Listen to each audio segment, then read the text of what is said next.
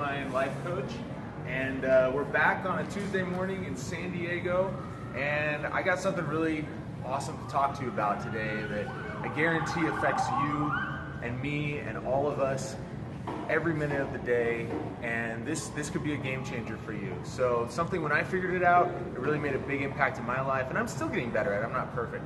I want to talk about your smartphone. Your smartphone. It's something that you always have on you. You're always carrying. And today I want to talk about how you can use it so it doesn't use you. Because a lot of times it is smarter than we are.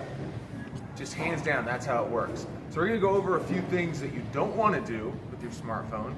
Then we're going to go over a few things that you do want to do. That when you do these, it will make your life a little better, simpler, easier, more fun. So we're here in front of AT&T. They make billions of dollars every year selling you and me smartphones. And they're amazing devices. They're incredible. The smartphone today has way more technology and ability than the best computer a few decades ago did. So you literally have a supercomputer in your pocket. So let's talk about a few things you don't want to do with it. One thing, are you always checking your email? If you're like me, you probably get a lot of emails and you're always tempted to pull it out and see, oh, do I have a new email? Don't do that. Every time you check your email, you're ripping yourself out of the moment. You're stopping yourself from whatever you were doing, okay? You can't multitask. Well, you can multitask, but multitasking doesn't work. Usually, it makes whatever you're working on at the time take at least twice as long, because you might not realize it, but every time you pull your phone out, check an email, and then go back, you have to get back into what you're doing. You have to readjust, okay? So multitasking is really super inefficient. So don't do it. Don't check your emails, and don't check your emails first thing in the morning. A lot of us get up, we check our email, and we get into that grind, oh, what's my email? I challenge you, do something big.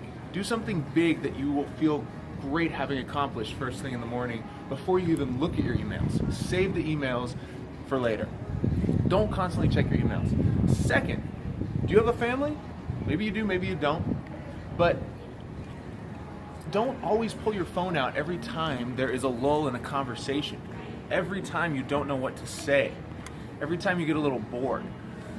A few decades ago, if you were at a party and you didn't know what to say, the conversation got a little boring, people would have to figure it out. They'd say, let's play a game, let's talk about something else.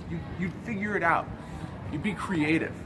But now, what happens? First thing is, boom, phone comes out. So everybody starts looking on their phone. So I would say, make a plan that when you're with other people, you're not going to pull your phone out. It becomes habitual, automatic. We just do it. We just do it without thinking. So plan ahead and plan that tonight when I'm with my girlfriend or I'm with my friend or my parents, I am not going to touch my phone for an hour. Just make a plan. You have to plan ahead if you want it to work. That's the secret. You have to put a plan in place. And I would even go further. This is kind of crazy, but if you can create a time, maybe a whole day, maybe just a couple hours, where you don't even have your phone on you, where you put it in a drawer somewhere or a closet and you don't touch it, that's great. Do a phone fast. Don't even touch your phone. Don't even have it close to you for a while. And see how good that feels. You might have, yes, you can't get on Google, you can't, check directions or something or text, but you will feel so much freer and lighter, I guarantee, just by not having your phone constantly connected to you, weighing you down. Okay, so now let's talk about a few things you can do that will help you out with your phone. One thing, your phone, I guarantee, has a clock, has an alarm. You might use it to wake up. I use it to wake up every day. But think about using your alarm as a reminder throughout the day. If there's something you're trying to do, something you're trying to make a habit out of, whatever it is, maybe it's the habit of don't use my phone every day. Whatever it is, maybe it's a habit of, like we've talked about before, be more appreciative, have more gratitude in your day. Set a reminder, literally, set a reminder. Maybe you set it once a day, maybe you set it 3 times a day, maybe you set it at a specific time when you know you're going to need to use that resource. Maybe you set it every hour, and it's just every hour a little ding bell goes off, and you say thank you. Thank you for, like we talked about in past videos, thank you for clean water, clean food, money, all the great things that we have. Use your phone as a reminder throughout the day for the habits that you want to build. Okay, now this is the final thing we're going to talk about today, and I love this point. The camera. Your phone has such a great camera on it. All phones have amazing cameras now. And don't just take pictures of your food. We take pictures of our food, we take selfies, yes, that's fine. But use your camera to shift your perception. You can literally use your camera as a way to look at the world around you in a different way. I have a friend who's a photographer, and he's taught me really in the last couple months the power of taking a picture. That when you take a picture, you are so locked in on whatever you're looking at. You're so focused on it. You're appreciating it. You're seeing it in a different way that you just wouldn't see otherwise. So let's look at these flowers over here. Now you can just walk by them, and yes, maybe you saw them while we were talking, but if you take your camera out and you zoom in and you try to just get a beautiful picture of these flowers, and you notice the shape, notice how they have little points, all the little petals, the colors, how the color fades from white to pink to red, the purple.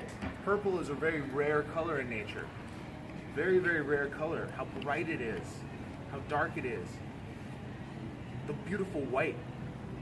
You can just literally spend a minute and just try to take a beautiful picture. And when you're doing that, you're so focused on the subject. It could be a flower, it could be a person, it could be a sunset, it could be a building. It doesn't matter what it is. The point is, use your phone camera to focus in on something that maybe you've been walking by every day and didn't really fully appreciate. Use it as a way to dig in and really see what's there. So that's it, guys. Don't check your emails too much. Don't use your phone as a crutch when things get boring in a conversation. Do a phone fast. Put it away for an hour or a day or a week. Oh my God, can you imagine? Feels good.